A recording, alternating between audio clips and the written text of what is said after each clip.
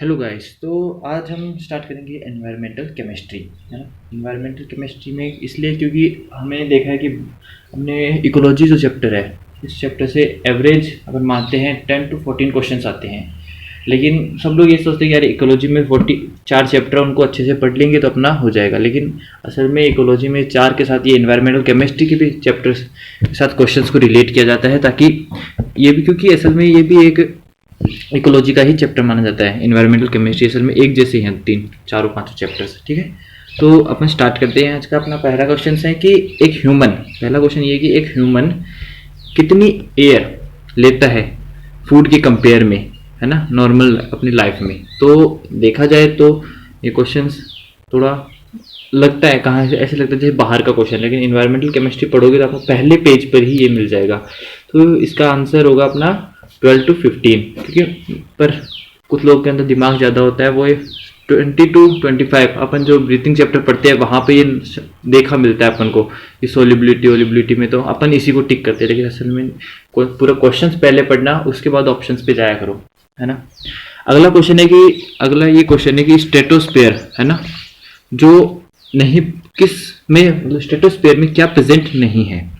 तो एक तो है डाइनाइट्रोजन, एक डाइऑक्सीजन, एक ओजोन और एक वाटर वेपर। कुछ लोगों को ये, आप लोगों को पता होगा कि अपना जो मैक्सिमम एटमॉस्फेरिक है, अपना एटमॉस्फेयर में, ट्रोपोस्फेयर में टोटल आ जाते हैं, मतलब ट्रोपोस्फेयर करीब करीब 10 किलोमीटर तक एग्जिस्ट करता है।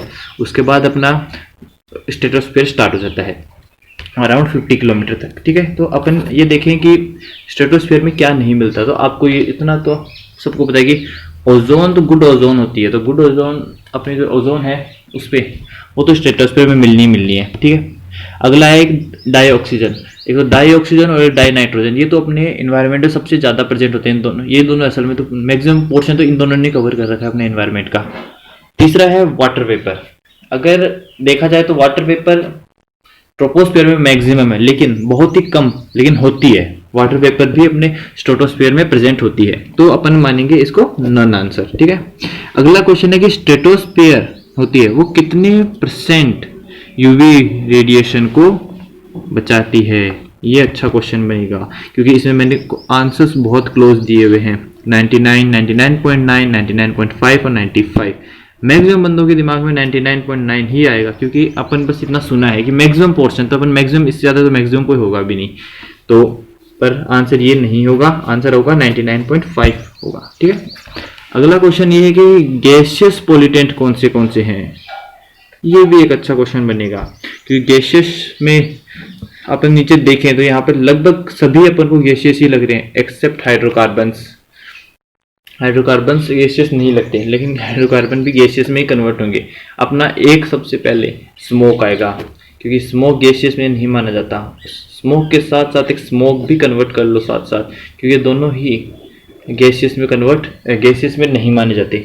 ये याद रखने वाला क्वेश्चन है, क्योंकि ये आ सकते हैं, क्योंकि ऐसे क्वेश्चंस की आजकल बहुत ज़्यादा चलने लग गए, फ्लो में आजकल यही आ रहे हैं, आजकल ट्रेंड्स में भी यही है। तो अपना अगला क्वेश्चन है कुछ ये कि which molecule high concentration leads to stiffness of flower.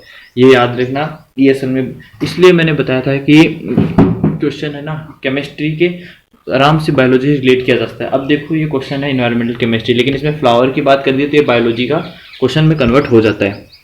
तो इसका आंसर वैसे अपन देखें इथाइलिन, ABA, ऐसे ऐसे आपको पता है। ये स्टीफनेस बोला है तो अपन ज़्यादा ये सोचते हैं यार हार्मोन से होगा कोई, है ना, लेकिन यहाँ पे मॉलिक्यूल की बात करती है, और मॉलिक्यूल और हार्मोन अलग अलग चीज़ होती है।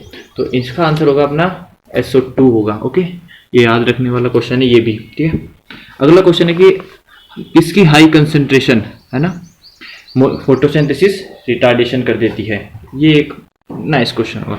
तो सबसे पहले सबके दिमाग में पहला ही जाएगा कि यार नाइट्रिक ऑक्साइड होगा, क्योंकि नाइट्रिक ऑक्साइड असल में एक अपने लिए हार्मफुल है, लेकिन नहीं, नाइट्रिक ऑक्साइड नहीं होगा, अपना NO2 होगा, ओके। इसलिए कहता हूँ क्वेश्चंस को पहले पढ़ो, अगर आपको आंसर्स आते हो तभी आप आंसर दो, इसके अलावा मत दिया करो।